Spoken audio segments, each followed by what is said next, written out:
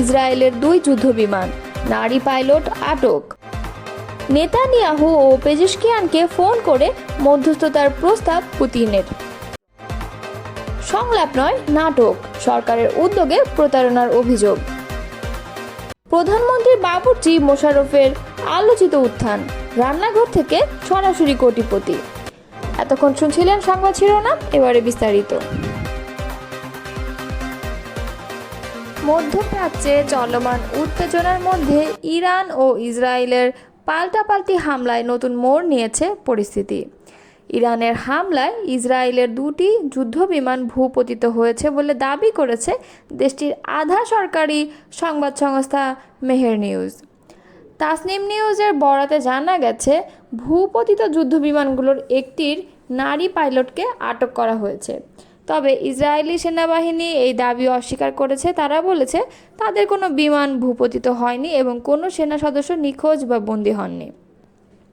এর আগে শুক্রবার ভোরে ইসরায়েলি বিমান বাহিনী অপারেশন রাইজিং লায়ন নামে একটি বড় ধরনের অভিযান চালায় ইরানে। এতে দেশটির বেশ কয়েকটি পরমাণু স্থাপনা, ব্যালিস্টিক ক্ষেপণাস্ত্র নির্মাণ কারখানা এবং সাময়িক কমান্ড সেন্টারে হামলা চালানো হয়। এই অভিযানের জবাবে ইরানও হামলা শুরু করে।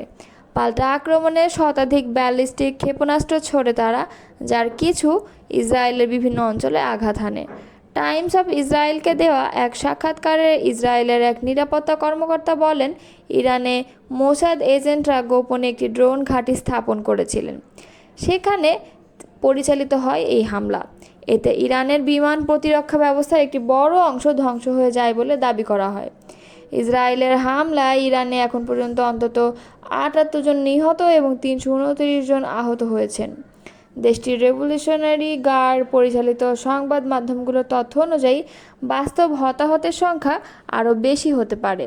সৌদি আরব, তুরস্ক সহ বেশ কয়েকটি দেশ ইতোমধ্যে এ সংঘাত নিয়ে উদ্বেগ প্রকাশ করেছে। পরিস্থিতি দ্রুত নিয়ন্ত্রণে না এলে তা পুরো অঞ্চলের জন্য ভয়াবহ বিপর্যয় ডেকে আনতে পারে বলে আশঙ্কা করছেন বিশ্লেষকরা। ইরানের প্রেসিডেন্ট মাসুদ পেজেশকিয়ান এবং ইসরায়েলের প্রধানমন্ত্রী বেঞ্জামিন নেতানিয়াহুর সঙ্গে টেলিফোনে কথা বলেছেন রাশিয়ার president Vladimir Putin. Iran Israel যুদ্ধ থামাতে মধ্যস্থতা করার প্রস্তাবও দিয়েছেন তিনি। শুক্রবার পেজেশকিয়ান ও নেতানিয়াহুকে পুতিন টেলিফোন করেছিলেন বলে এক বিবৃতিতে জানিয়েছে রাশিয়ার প্রেসিডেন্টের কার্যালয় ক্রেমলিন। বিবৃতিতে বলা হয়েছে, আজ শুক্রবার প্রেসিডেন্ট পুতিন ইরানের প্রেসিডেন্ট মাসুদ পেজেশকিয়ানকে টেলিফোন করেছিলেন।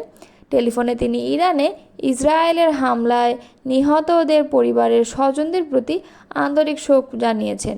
ইরানের প্রেসিডেন্টকে তিনি বলেছেন, ইসরায়েলের এই হামলা জাতিসংঘের সনদ এবং আন্তর্জাতিক আইন বিরোধী। একই দিনে ইসরায়েলের প্রধানমন্ত্রী বেঞ্জামিন নেতানিয়াহুকেও টেলিফোন করেছেন প্রেসিডেন্ট পুতিন। মধ্যপ্রাচ্য অঞ্চলে উত্তেজনা আরও না বাড়াতে ইসরায়েলের প্রধানমন্ত্রীকে আহ্বান জানিয়েছেন তিনি। ইসরায়েল এবং ইরানের মধ্যে যে উত্তেজনা শুরু হয়েছে তা থামানোর জন্য মধ্যস্থতাকারী দেশ হিসেবে রাশিয়ার নাম প্রস্তাব করেছে প্রেসিডেন্ট পুতিন। তিনি বলেন, পরমাণু প্রকল্প ও অন্যান্য যেসব ইস্যু নিয়ে দুই দেশের মধ্যে দ্বন্দ্ব চলছে সেসব আলোচনা ও কূটনৈতিক পন্থা সমাধান করা সম্ভব। গত 13 জুন শুক্রবার ভোর 4টার দিকে ইরানের রাজধানী তেহরান সহ অন্তত 8টি শহরে বড় ধরনের বিমান হামলা করে ইসরায়েলের বিমান বাহিনী। এতে নিহত হয়েছেন অন্তত 78 জন এবং আহত হয়েছেন প্রায় 300 জন। এছাড়া ইরানের সেনাপ্রধান মোহাম্মদ বাঘেরি সহ সামরিক বাহিনীর বেশ কয়েকজন কর্মকর্তাও নিহত হয়েছেন। ইরানের পরমাণু প্রকল্প ও সামরিক বাহিনীর স্থাপনাগুলোকে লক্ষ্য করে এই হামলা চালানো হয়েছিল বলে বার্তা সংস্থা এপি জানিয়েছে। হামলায় ইরানের অন্তত 100টি স্থাপনার ক্ষয়ক্ষতি হয়েছে। ইরানের প্রতিরক্ষা বাহিনী এর সামরিক অভিযানের নাম দিয়েছে দ্য রাইজিং লায়ন। অতর্কিত হামলার পর শুক্রবার রাতে ইসরায়েলকে লক্ষ্য করে অপারেশন ট্রু প্রমিস 3 সেনা অভিযান শুরু করে ইরান। এতে 1 জন নিহত এবং 41 জন আহত হয়েছেন। আহতদের মধ্যে 2 জনের অবস্থা আশঙ্কাজনক। ইরানের পরমাণু স্থাপনা ধ্বংসের ব্যাপারে ইসরায়েল দৃঢ় প্রতিজ্ঞ উল্লেখ করে সিএনএনকে বলেন, আমাদের হিসেব বলছে আগামীকাল 4 থেকে 5 দিনের মধ্যে আমরা ইরানের পরমাণু প্রকল্প সম্পূর্ণ ধ্বংস করে ফেলতে পারব। মধ্যপ্রাচ্য ও বিশ্ববাসীর মঙ্গলের জন্য এটা আমাদের করতে হবে। অন্তর্বর্তী সরকারের প্রধান উপদেষ্টা অধ্যাপক ডক্টর মোহাম্মদ ইউনূস ও বিএনপির ভারপ্রাপ্ত চেয়ারম্যান তারেক রহমানের বৈঠককে গণ আকাঙ্ক্ষার পরিপন্থী বলে মন্তব্য করেছেন জাতীয় নাগরিক পার্টির মুখ্য সমন্বয়ক নাসির উদ্দিন পাটোয়ারী। তিনি বলেন, লন্ডনে বসে একটি রাজনৈতিক দলের সঙ্গে সরকারের বৈঠক দেশের মানুষের সঙ্গে প্রতারণা। শুক্রবার এক সংবাদ সম্মেলনে তিনি কথা বলেন। নাসির উদ্দিন পাটোয়ারী বলেন, শহীদদের রক্তের সঙ্গে বিশ্বাসঘাতকতা করে বিদেশে মিটিং বসানো কোনোভাবেই গ্রহণযোগ্য নয়। দেশের ভবিষ্যৎ নির্ধারণ হবে দেশের জনগণের মধ্যে দিয়ে, বিদেশি আলোচনায় নয়। তিনি বলেন, 1990 সালের গণঅভ্যুত্থানের পর যে সামাজিক চুক্তির আশা ছিল তা বাস্তবায়িত হয়নি। ফলে দেশের ভবিষ্যৎ নিয়ে আজ যে অনিশ্চয়তা, তা থেকে উত্তরণের নতুন জাতীয় সমঝোতা প্রয়োজন। তিনি বলেন, সরকার যদি বিচার, সংস্কার ও সংবিধান প্রণয়নের ক্ষেত্রে ব্যর্থ হয় তাহলে এনসিপির দ্বিতীয় গণঅভ্যুত্থানের পথে যেতে বাধ্য হবে। শুধু নির্বাচন আয়োজন করলেই হবে না, সঠিক বিচার ও সাংবিধানিক সংস্কার ছাড়া এর কোনো মূল্য নেই। নির্বাচন কমিশন সম্পর্কে তিনি বলেন, বর্তমান নির্বাচন কমিশন জনগণের আস্থার প্রতীক নয়, এটি একটি নির্দিষ্ট রাজনৈতিক শক্তির পক্ষে কাজ করছে। নির্বাচন কমিশনের পুনর্গঠন, আরপিও সংশোধন এবং জাতীয় ঐকমত্যের ভিত্তিতে নির্বাচন না হলে দেশে গণতান্ত্রিক উত্তরণ সম্ভব নয়। বিএনপির অবস্থান নিয়েও প্রশ্ন তোলেন এনসিপির মুখ্য সমন্বয়ক। তিনি বলেন, একসময় ডিসেম্বরের মধ্যে নির্বাচনের কথা বললেও বিএনপি এখনও কোনো সুস্পষ্ট প্রস্তাব দিতে পারেনি। ফলে স্পষ্ট হয়েছে তারা শুধু ক্ষমতার অংশীদার হতে চাইছে, জনগণের স্বার্থে নয়। প্রধান উপদেষ্টার প্রতি আহ্বান জানিয়ে তিনি বলেন, শহীদদের আত্মত্যাগ ও জনগণের কষ্টের মূল্যায়ন করতে হলে মাঠে নেমে জনগণের মন বুঝতে হবে, না হলে ইতিহাস কাউকে ক্ষমা করে না। আমার বাসায় কাজ করেছে, পিয়ন ছিল, সে এখন 400 কোটি টাকার মালিক। প্রধানমন্ত্রী থাকাকালীন এমন কথা জোর গলায় বলতে শোনা গিয়েছিল শেখ হাসিনাকে। দীর্ঘ 16 বছরের শাসনামলে হাসিনার ছোঁয়ায় ভাগ্য বদল হয়েছে এমন অনেকেরই, যাদের মধ্যে আছেন তার বাবুর্চি মোশাররফ শেখও। নিত্য নতুন রান্না করে ভোজনরসিক হাসিনার মন জয় করে ফন্দি আঁটতেন এই বাবুর্চি। নিজ এলাকা ফরিদপুরের সালথা উপজেলায় খাদাতেন প্রভাব। অথচ দিনমজুর বাবার সন্তান মোহাম্মদ মোশাররফ শেখ নিজের নামটি ঠিকমতো লিখতে পারেন না।